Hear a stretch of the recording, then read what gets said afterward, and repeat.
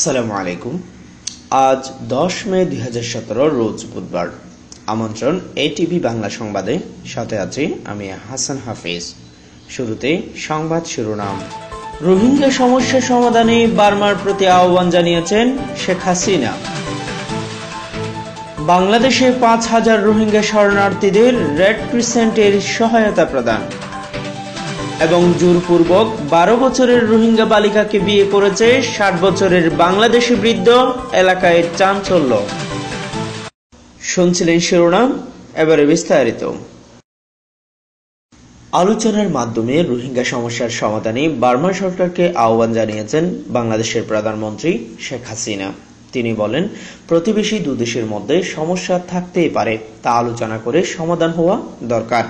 গতকাল সকালে বার্মার ঢাকাস্থ বিদায়ী রাষ্ট্রদূত মিউ মিন থান প্রধানমন্ত্রী শেখ হাসিনার সাথে সাক্ষাৎ করতে গেলে তিনি এসব কথা বলেন।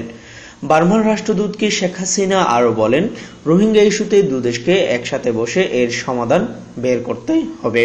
কারণ নিবন্ধিত রোহিঙ্গাদের বাইরে বাংলাদেশে থাকা রোহিঙ্গারা অমানবিক জীবন যাপন করছে, যার প্রভাব বাংলাদেশের সমাজ ও পরিবেশের উপর পড়ছে বলেও জানান শেখ হাসিনা।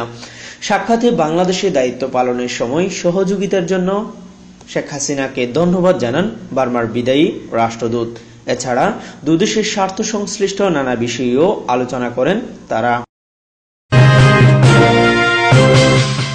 আন্তর্জাতিক স্বেচ্ছাসেবী সংস্থা রেড ক্রস এবং বাংলাদেশীয় রেড ক্রিসেন্ট সোসাইটি 5,000 রোহিঙ্গা শরণার্থীকে খাদ্য ও স্বাস্থ্য সহায়তা দিয়েছে।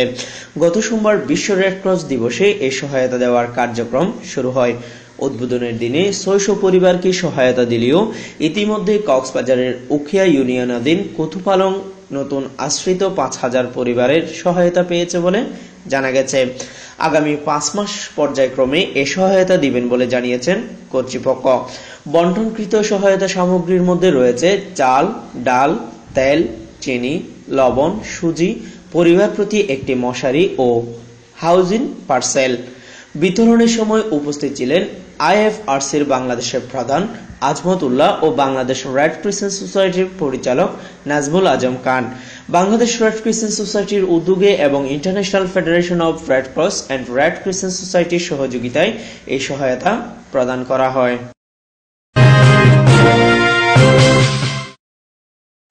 সম্প্রতি বার্মা থেকে গিয়ে কুতুপালংয়ে আশ্রয় নেওয়া 12 বছরের রোহিঙ্গা বালিকার পরিবারের অসহায়ত্বের সুযোগে 60 বছর বয়সী এক বাংলাদেশি বৃদ্ধ জোরপূর্বক বিয়ে করেছে বলে অভিযোগ মিলেছে। বিয়ের পর কিশোরীকে জনবিচ্ছিন্ন করে বন্দী করে রাখা হয়েছে বলে জানা গেছে। কড়া পাহারায় থাকা ওই রোহিঙ্গা কিশোরী বাইরের কারো সাহায্য নিতেও পারছে না। জানা গেছে, গত 3রা মে ইচ্ছার বিরুদ্ধে অসহায় ওই কিশোরীকে বিয়ে করে 60 বছরের বৃদ্ধ কুতুপালং গ্রামের হামিদুল হক।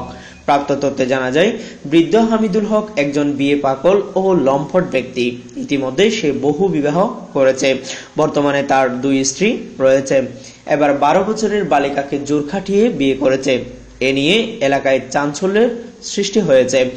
ভিকটিম কুতুপালং আনরেজিস্টার্ড শরণার্থী ক্যাম্পে সপরিবারে নতুন আশ্রয় নেওয়া অসহায় নিঃস্ব সুলতান আহমদের শিশুকন্যা রাবিয়া বছরী। মেয়েটি সুন্দর হওয়ায় কুদৃষ্টি পড়ে লম্পট হামিদুলের পরে বিয়ের প্রস্তাব দেয় সে, কিন্তু মেয়েটির পরিবার সম্মতি না দেওয়ায় জোরপূর্বক তুলে নিয়ে বিয়ে করে। এ ব্যাপারে যারা প্রতিবাদ করার চেষ্টা করেছে তাদের শাসিয়েছে বৃদ্ধ হামিদুল। বাংলাদেশের আইন অনুযায়ীও বাল্য বিয়ে একটি অপরাধ।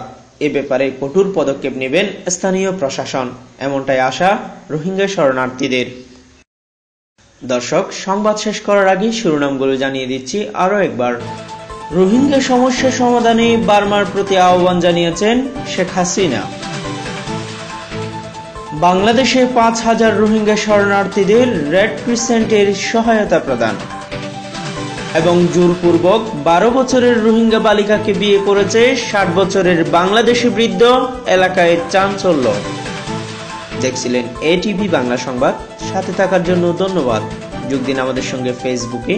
ভিজিট করুন www.facebook.com/atv bangla online।